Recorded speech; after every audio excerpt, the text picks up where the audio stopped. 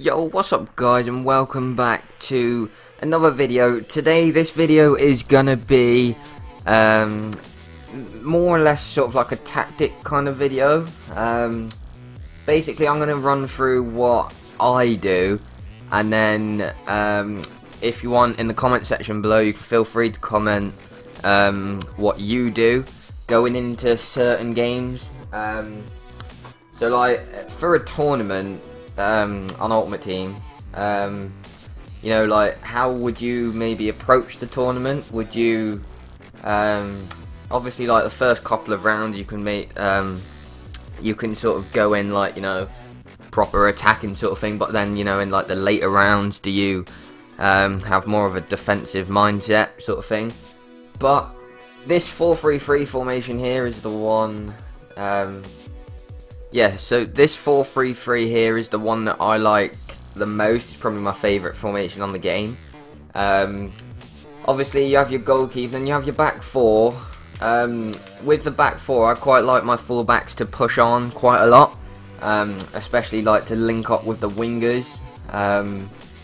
Like, because obviously if your opponent's attacking, then you win the ball back, your fullback can get forward, double up with the winger. And then you can either cross the ball in or pass it across, whatever. So I would, for my instructions for this formation, with the fullbacks I would always have it on overlap, and then obviously the centre backs, you only obviously you don't want them playing as a striker or join the attack, so you just leave them as it is. With the CDM, you want him to cut the passing lane, so that's probably going to get him to intercept quite a lot of balls. And then on attacking support, you're obviously going to have him stay back. So you've got your main sort of three proper defenders, but then obviously when you don't have the ball, your fullbacks are going to be there. So you've got 5 solid defenders there, pretty much. With two centre mids, now these are like the two sort of key players, obviously, because like you don't really want them always out of position. So I would, on one of them, I would have, I would get them to get forward on an attack, and then for supports on crosses, depending on who the player is. So for someone like Rooney, who is quite good in the air, and he's obviously a striker, but can obviously play different positions, I would get Rooney to go into the box on crosses, and then I'd get him to stay in his position, so like down that right hand side, because obviously then if you get someone to free roam in your team, then it obviously leaves quite a lot of space wherever they were meant to be. And then for the other one, the other centre mid, get him to stay back, stay on the edge for crosses and stick to positions, just so like you maintain a balance, so like you'll always have 2 in the middle, hopefully. And then for the wingers, I would get them to come back on the defense, and the reason being is obviously more people you have back, the harder it is for the other person to score. And then I would get them to stay wide, because obviously that's the whole idea of a winger, more or less. Give you width so that you can like switch the ball and stuff.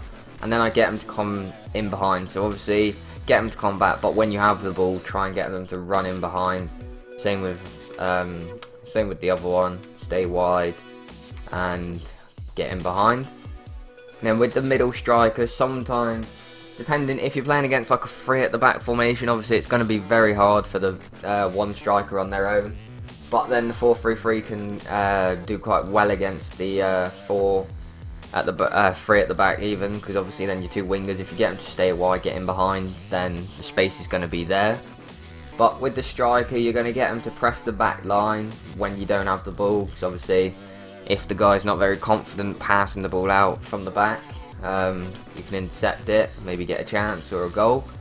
Get them to stay right in the middle, because obviously you don't want them drifting into the wingers' sort of space, because obviously it's their space, and you don't want too many players on that one side, especially if you've got your fullbacks getting forward as well.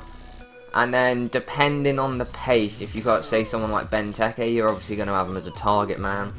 But then if you have someone maybe like Walcott up front, you're going to do get in behind. But with someone like Falcao, I'd want him to get in behind, because obviously he's got very good shooting. So like anything inside the sort of 18-yard box, he's probably going to finish it.